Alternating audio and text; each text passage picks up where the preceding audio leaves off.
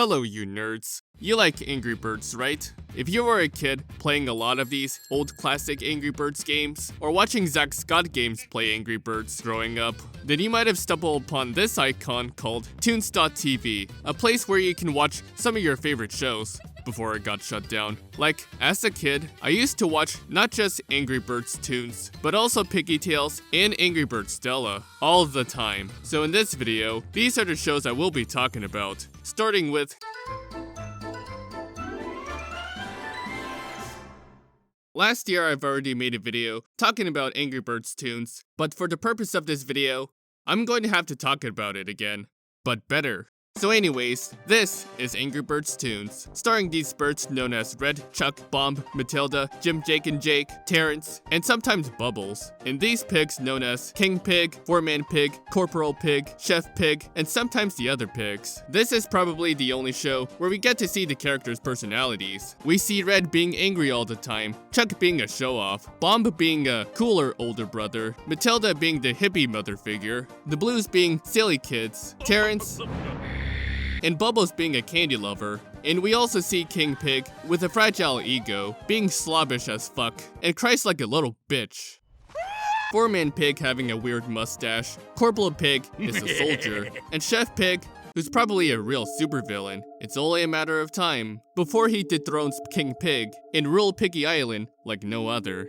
Although something about King Pig, I will admit, is that he once imprisoned an entire pig population because he thought he was a cool sheriff, challenged the strongest pig in the world because he thought he wanted to be a pro wrestler that one time, and he called himself a criminal once because he thought he was a good detective. Let that sink in for a moment. Usually these episodes centers around the birds protecting their eggs and the pigs scheming to steal the eggs, but it always ends horribly. But that's not all these episodes are about, because you also get episodes about both the birds and the pigs' daily lives or shenanigans. Like, there could be episodes about Matilda tending her garden, the Blues being playful little kids, a minion pig working a 9 to 5, a sandcastle contest, John Hambo, Halloween, Christmas, Chuck time, or what about the sex episode? The pigs and Chuck don't know how sex works, yet Red grunts and moans while Chuck screams and the pigs blush like the prudes they are. And then Chuck believes he successfully lost his V-card, and then the pigs get locked in a cage. Mustache Pig has canonically had sex with 2 minion pigs, and dude, stop it. Although now that you mention it, I didn't get it at first as a kid, but now as an adult, I get it now. Knowing that they were forced to get busy! Or that episode where Chuck got Nomeo Keemstar to annoy Matilda. Alright, I gotta set the record straight. Something is really pissing me off. Notch took another game and ripped it off and made Minecraft.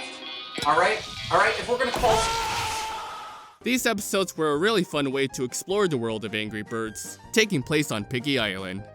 I'm still not sure why the birds would reside there, if the pigs are going to keep stealing the eggs, but it's whatever. You know, I've been thinking. I find it both fascinating and charming that the pigs are seen living a normal, ordinary life, and it makes me wonder, do they really need the bird eggs? I feel like they would be better off without the eggs. What I loved about the show as a kid was how it was able to capture their personalities, expressions, and even came up with some of the fun and simple stories, with only 3 minutes to show. They don't even have a single dialogue, and yet, we can still understand what is happening in each episode. The games doesn't show us more about these characters. Even the animation makes Angry Birds Toons very lively. Although I can understand why some people would prefer the Adobe After Effects animation, I personally like the traditional fluid animation better, mainly because of how they can make these characters more expressive, way better than the movie style, and it's even apparent when the designs have changed from this to this. Like how Corporal Pig went from a generic pig wearing a helmet to an actual soldier, who would say something along the lines of, "If fighting is sure to result in victory, then you must fight." As for the jokes, well, I never particularly laughed at anything here as a kid, but it's still pretty enjoyable.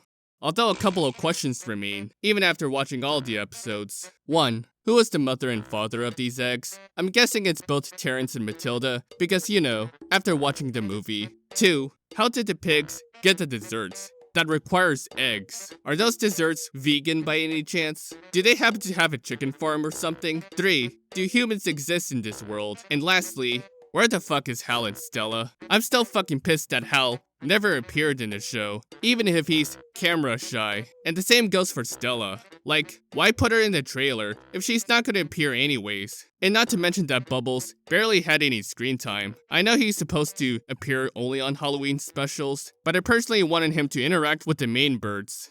And where's Mighty Eagle? Anyways, it does suck that the show ended after 3 seasons, but I guess it does make sense to end things off promoting the movie, right? Honestly, it was pretty fun rewatching all the episodes from my childhood, and I'm happy that I get to talk about it again for this video. And if there's one thing to take away from this, it's that the Toons designs are 100 times better than the movie design, and that's an objective fact. Anyways, on to the next show. It's about time the pigs get their show of their own. Piggy Tales was this simple show about the pigs being silly as usual, and some of them dies. But most of these episodes are just them getting themselves into certain situations and just fucking around, like pigs they are. Each of these episodes are only about a minute long, and these episodes could be about anything. It could be about a pig jumping on a trampoline, playing an intense game of chess, basketball, getting stuck, or a Bad Piggies episode. And it makes sense that the setting takes place in this empty white space, focusing only on what the pigs do. There are a couple of moments in Piggy Tales that made me go, heh, like giving a pig a chainsaw, taking a rock instead of a sword, reusing blocks to build a tower. Yeah, you can tell how cartoony the show was. This, or the way the pigs are laughing and smiling, like dumb fucking pigs. What made this show memorable was not just those pigs goofing around, doing dumb shit, but also this iconic style of animation. It looks like these pigs are made of clay, and it's not even stop motion. You can tell that the animators worked so hard to nail that claymation style. Kind of reminds me of this character from Gumball. That's what I love about Piggy Tales.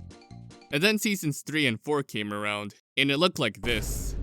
I've never bothered to watch the second half of Piggy Tales back when I was a kid, so after watching them for this video, I'm just gonna say, I wish Piggy Tales should have just ended as season 2.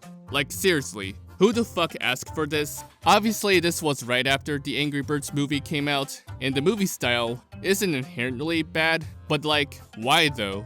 This movie style makes Piggy Tales look like a completely different show.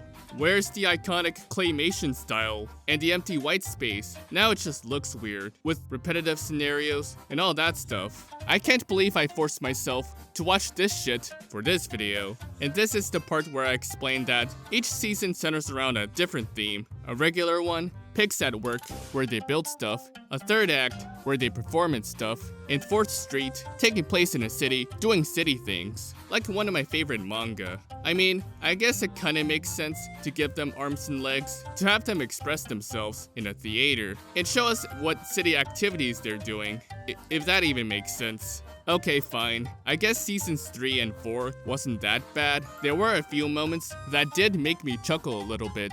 And there are certain non-movie animation styles that unironically has more passion and personality than a movie style could ever do. But I still prefer season 1 and 2 with a claymation style, which is what made Piggy Tales special in the first place. And that transition from season 3 to 4 was pretty cool, I suppose. Which, speaking of which, I actually love how each of the seasons ends. You can see that every episode from each season are all coming together in the last episode, like it's all a set. And for some reason, the last episode of season 4 ends with a pig singing about how pigs can fly, which I thought was impossible. And they can sing? Another praise I can give to season 3 and 4 is that thankfully, there's no doctor disrespecting a minor. That's all I have to say about Piggy Tales. I mean, I'm not going to judge you if you do enjoy season 3 and 4, but if you are new to the show and don't like the movie style, then just watch the first 2 seasons and forget this ever existed. I just like the claymation style. Before we move on to the last show, I'm happy to announce that this video is sponsored by me, of course. You see, I've always wanted to become a big YouTuber, and making videos full-time would be a dream come true. But unfortunately, I'm in college, and making videos like this takes a while to make. And also my grades have been slipping, trying to make this whole YouTube thing work. So please be sure to like, comment, and subscribe. Support my Patreon so I don't have to work at a fucking 9-to-5 job like ever. Yeah, you better subscribe before I freak, nerds. See, even this guy said so himself. Really though, I genuinely appreciate your support, and it means a lot that you're willing to watch my videos, even if some of them may seem subpar. Anyways, back to the video.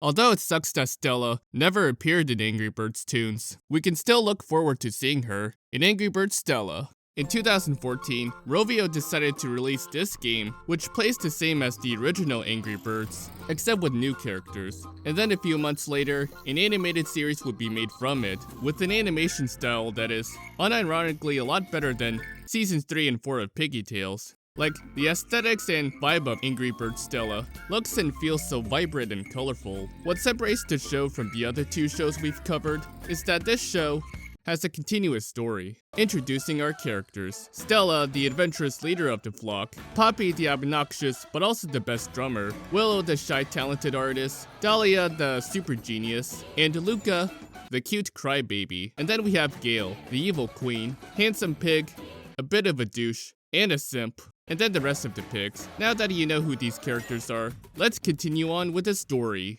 The story begins on a nice tropical island called Golden Island, an island resided by the birds, the pigs, and those strange creatures that we've never seen in the last two shows. Other than the big monster, we follow Stella and her friends, including Gale, going on an adventure like they would usually do. What's worth noting is that both Stella and Gale used to be very close friends, until one day, Gale found a golden crown deep into the woods, and it seems like whenever the pigs see someone wearing a crown, they can't help but become obedient. It scared her at first, but then she realized that what she wanted in life is to be respected and worshipped by everyone. I'd say that she has the personality of Heather from Total Drama Island. And because her friends don't acknowledge her as the queen she is, Gale decided to abandon her friends and embrace her new life as the queen of the pigs.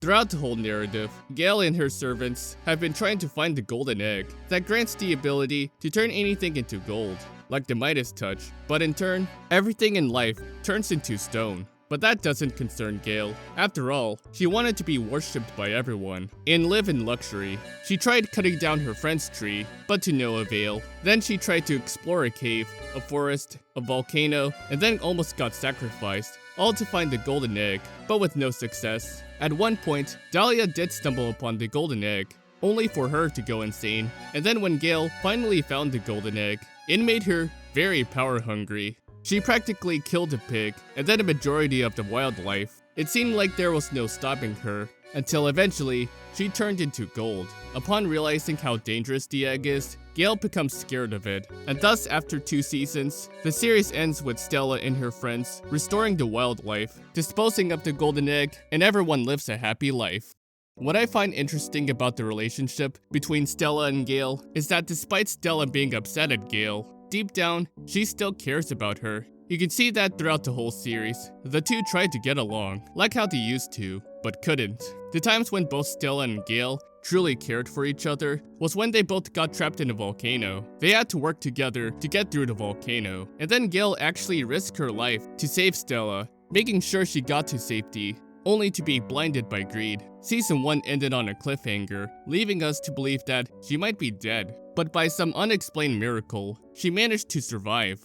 Barely. And when Stella and her friends nursed her back to health, it seemed like their friendship are genuinely rebuilding. Gale seemed very happy to reunite with her friends, only to turn back into being evil. From the looks of it, Gale does feel bad about leaving her friends behind again, but that's the life she chose. Although I couldn't tell if both Stella and Gale have actually reconciled, even after everything that happened in Season 2. Honestly, I think it would have made a stronger impact if Gale was the one who turned Stella into gold, because then Gale would have realized how truly dangerous the golden egg is, and that would have taught her that greed has consumed her, and friends are more important than ever. And I would have preferred if the show ended with Stella, Gale, and her friends getting back together, but it is what it is. Besides the continuous story, Angry Birds Stella has some filler episodes that focuses on the other characters, which is not a bad thing of course. I think it's great that we get to see more of these characters. The intro even tells us what kind of characters they are. Personally, my favorite character has to be Willow, mainly because she's shy.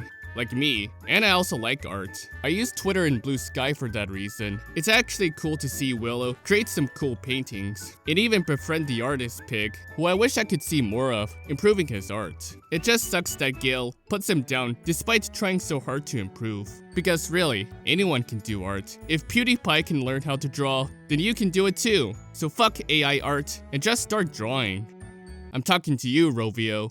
You know what I'm talking about. Although I do wish to know why Willow always hides her hair, not to mention a couple of questions that are still unanswered. Like, why was the crown and book there in the first place? What was this book really about? What was Golden Island like prior to the series? Why is Gale always like this? Such questions that we'll probably never explore for the foreseeable future.